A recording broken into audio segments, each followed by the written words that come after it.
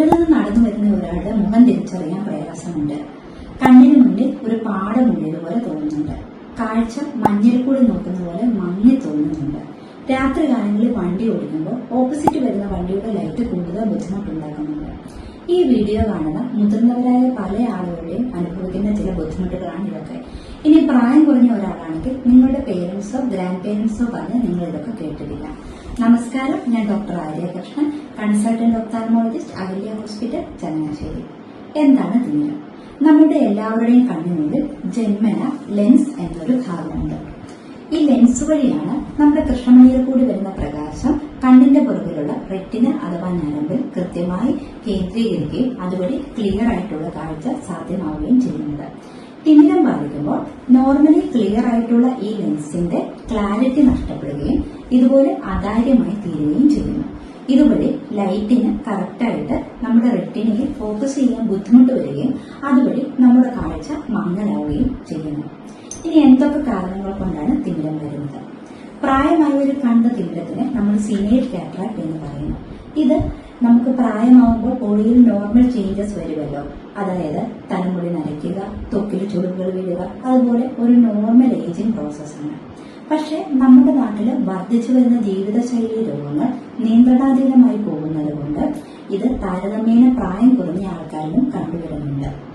ഇനി കണ്ണിന് മുമ്പുണ്ടായ ക്ഷതം മൂലമുണ്ടാകുന്ന ട്രോമാറ്റിക് കാറ്ററാക്ട്, മറ്റ് അസുഖങ്ങൾ മൂലമുണ്ടാകുന്ന സെക്കൻഡറി കാറ്ററാക്ട് തുടങ്ങിയവ ഏത് പ്രായത്തിലുള്ളവരെയും ബാധിക്കാം. ജന്മന കുട്ടികളിൽ കാണുന്ന തിമിരം കൺജനിറ്റൽ കാറ്ററാക്ട് എന്ന് പറയും. ഇതൊന്നും കൂടാതെ മറ്റു പല അസുഖങ്ങൾക്കും നമ്മൾ എടുക്കുന്ന മരുന്നുകൾ മൂലവും നമ്മുടെ കണ്ണിൽ തിമിരം ഉണ്ടാകാം. ഇതിൽ ഏറ്റവും സാധാരണയായി കാണപ്പെടുന്നത് സ്റ്റീറോയിഡ് മരുന്നുകളുടെ അമിതമായ ഉപയോഗമാണ്. ഇനി എന്തൊക്കെയാണ് തിമിരത്തിന്റെ ലക്ഷണങ്ങൾ? ഞാൻ ആദ്യം പറഞ്ഞതുപോലെ കാഴ്ചയ്ക്ക് മങ്ങൽ അനുഭവപ്പെടുക, പ്രത്യേകിച്ചും ദൂര കാഴ്ചയ്ക്ക്. ഇതുകൂടാതെ നിറങ്ങളും മങ്ങിക്കാണാം.